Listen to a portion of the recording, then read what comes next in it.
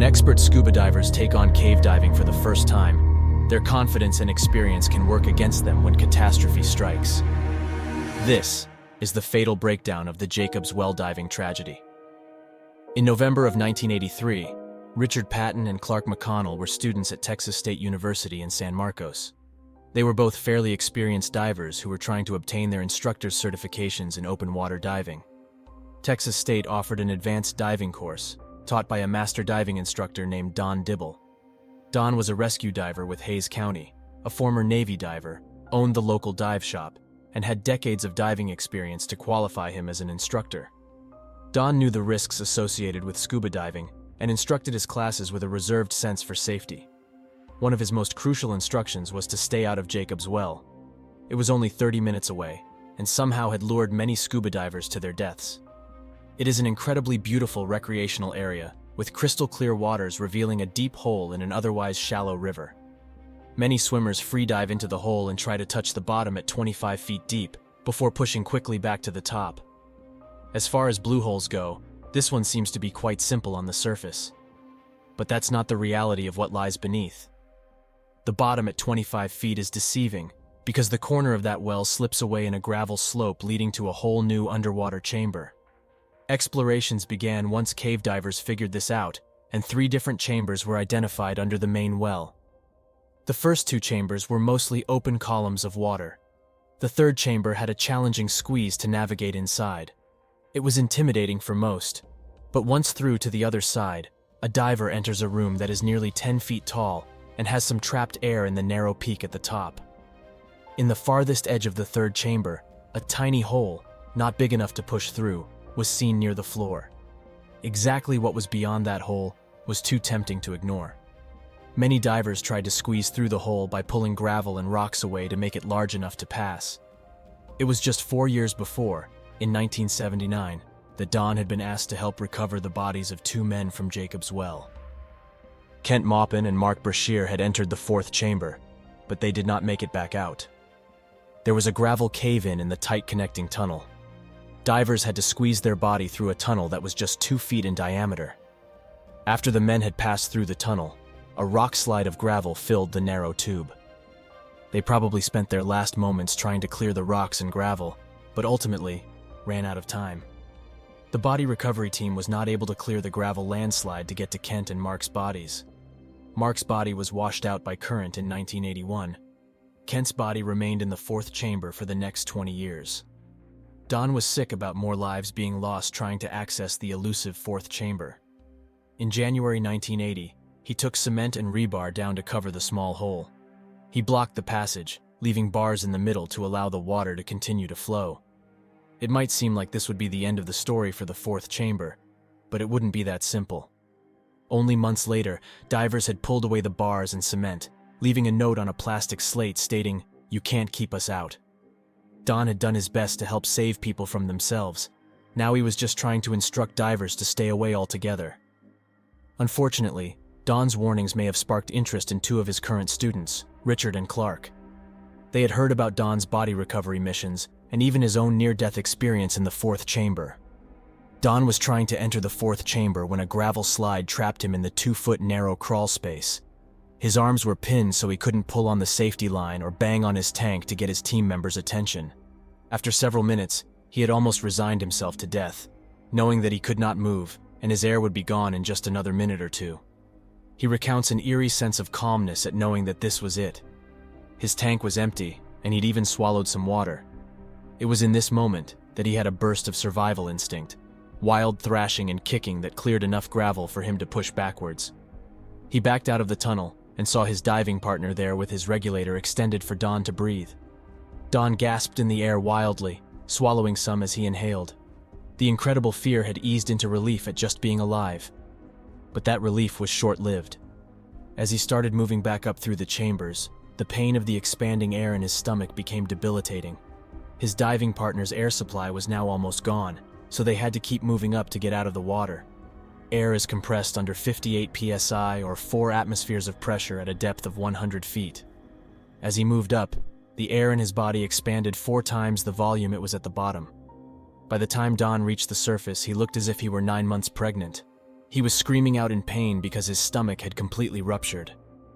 Don recounted these desperate moments of his life in order to warn the students how even the most experienced diver can be surprised by deadly changes inside underwater caves. Despite the warning, Richard and Clark thought it sounded like quite an adventure to take a look at this forbidden cave. The problem with this trip was that these experienced divers weren't just going diving, they were going cave diving. These are two separate activities, with additional rules and risks. The confidence and problem-solving that may come with experience in diving might not help at all in a cave situation. They didn't know to bring a safety line to clearly mark the path. They also weren't experienced in frog kicking to keep silt from being disturbed along the walls and bottom of a cave. The most important difference is that just going up won't bring you closer to safety.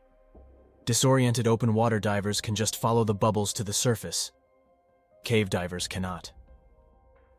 It was the Wednesday night before Thanksgiving when Richard and Clark entered Jacob's Well.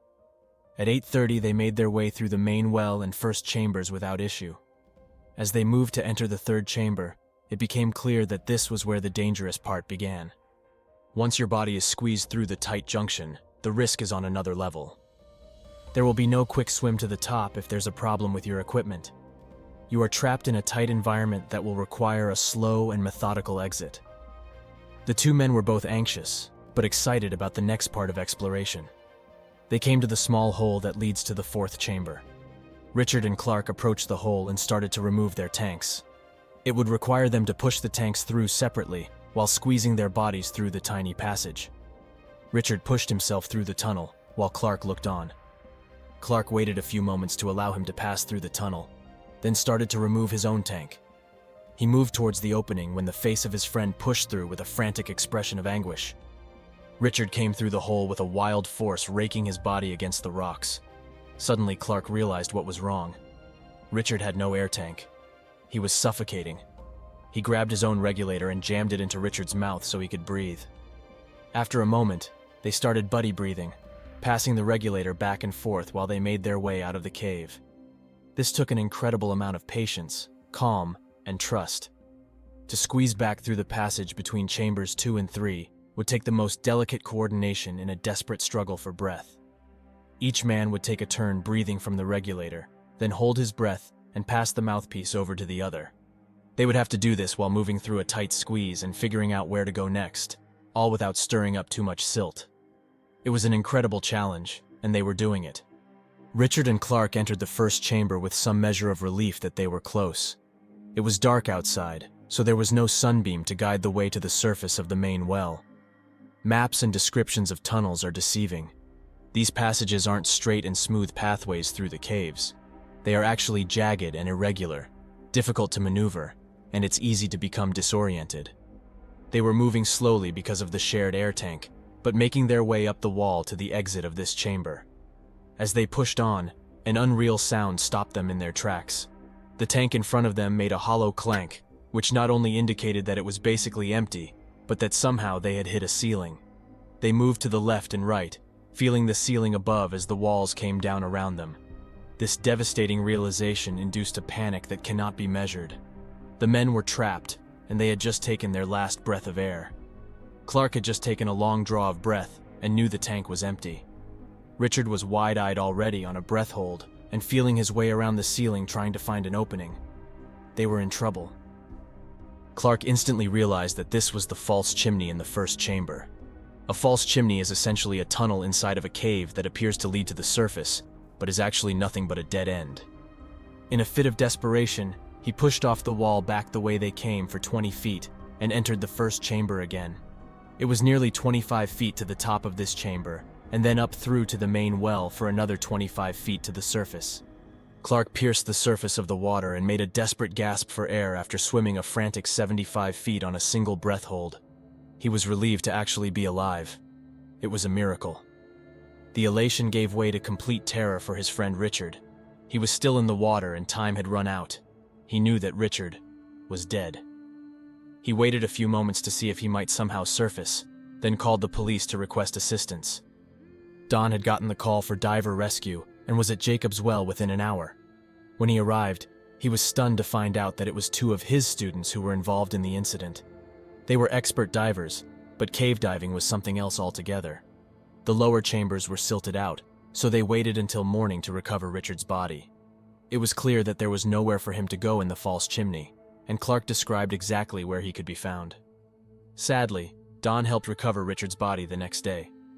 Despite his continued warnings, and even creating a physical barrier to the fourth chamber, another life was lost in Jacob's Well. Just a year later, Wayne Russell would die in the fourth chamber while diving with friends. Don was there to recover his body as well. Eventually, Don's goal of restricting the chambers was realized.